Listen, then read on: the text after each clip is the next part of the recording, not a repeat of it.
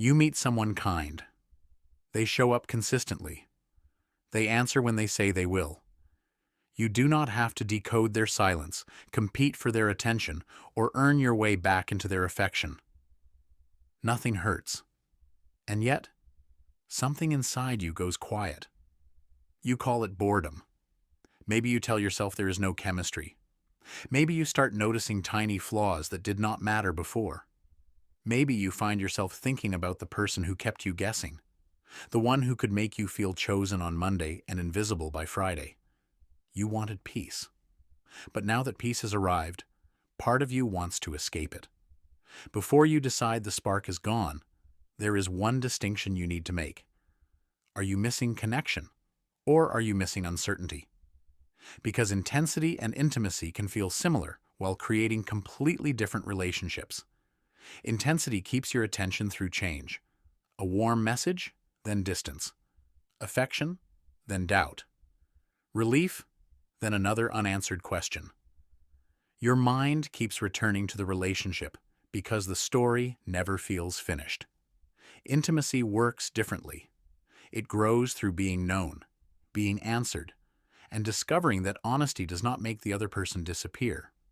It may feel less like a dramatic high and more like having somewhere safe to stand.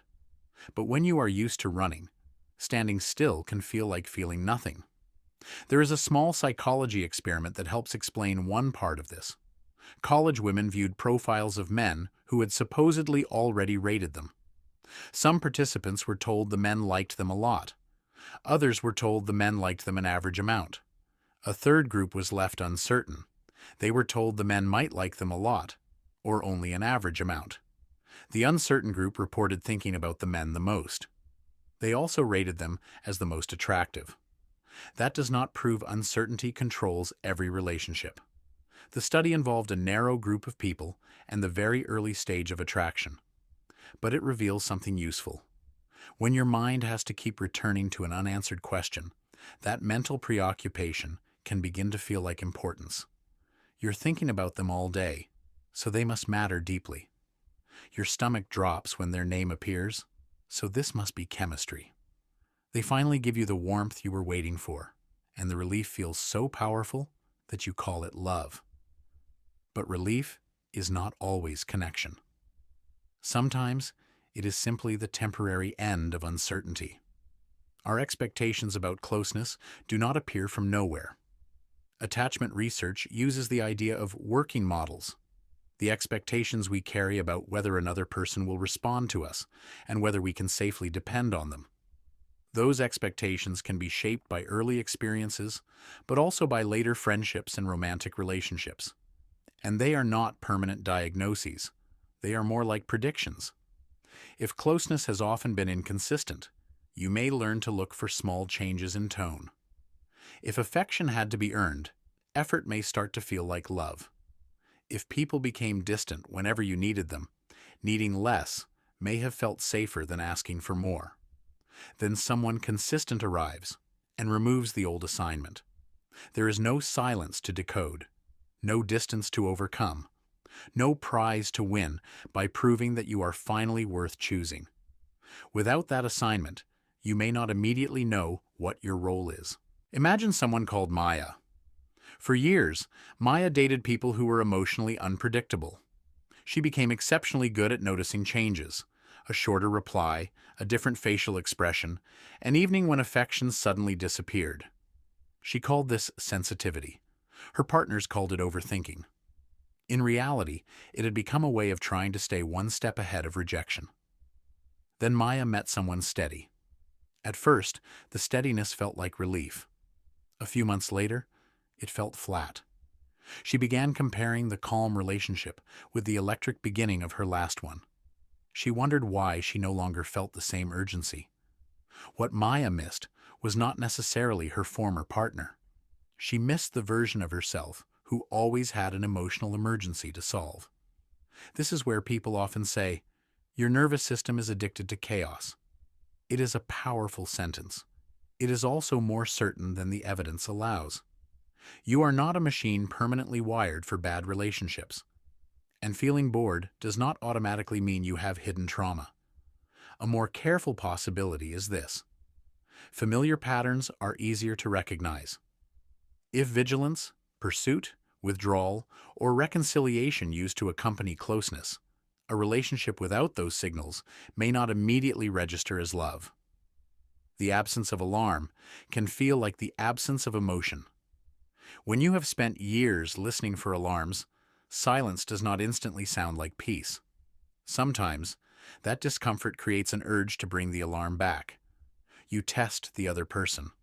You withdraw to see if they chase you. You compare them with someone unpredictable.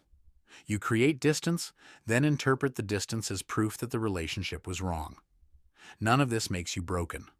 A strategy can outlive the situation that once made it useful.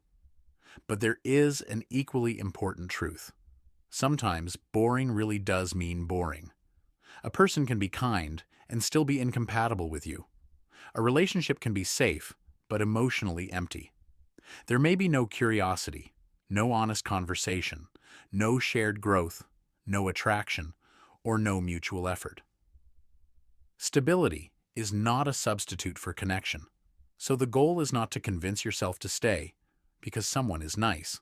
The goal is to understand what the flatness is trying to tell you. Before you leave, or before you manufacture another crisis, ask yourself 4 questions. First, do I feel safe enough to be honest here? Not merely safe from conflict, safe enough to disagree. Ask for what you need, show enthusiasm, admit fear, and let the other person see a version of you that is not performing for approval. Second, is there emotional responsiveness, curiosity, and mutual effort? Peace without engagement can become loneliness. A healthy bond is not 2 people silently avoiding harm. It is 2 people continuing to notice and answer each other. Third, is this flatness specific to this relationship, or does calm feel empty everywhere? If reliable friendships feel dull, quiet weekends feel unbearable, and available people repeatedly lose their appeal, the pattern may be larger than this one partner. If the emptiness appears only here, with this person, that is different information. Fourth, when we add healthy novelty, does connection return? Relationship researchers have found that couples who take part in new and engaging activities together can experience greater closeness, desire, and relationship quality than couples who only repeat familiar, pleasant routines. That does not mean booking an expensive holiday or keeping the relationship in constant motion. Learn something together. Go somewhere neither of you knows. Take on a small challenge. Ask a question whose answer could genuinely surprise you. The important difference is this. Novelty creates aliveness without threatening the bond. Instability creates aliveness by threatening the bond. One helps 2 people expand. The other keeps them afraid of losing what they have. You may discover that the relationship was not boring. It was simply asking you to participate in a different way, not by chasing, rescuing, proving, or guessing, but by bringing curiosity into a place where consistency already exists. Or you may discover that even with honesty, attention, and new experiences, there is no deeper connection. That answer matters too. Healthy love is not supposed to feel dead. It can contain desire, surprise, play, disagreement, and risk. The difference is that the risk comes from being fully seen, not from wondering whether the other person will punish you for existing. So if peace feels strange, do not immediately worship it, and do not immediately run from it. Listen more carefully. Maybe the relationship is empty, or maybe for the first time it is quiet enough for you to hear what you actually feel. When peace first found you, did it feel safe, or did it feel like nothing?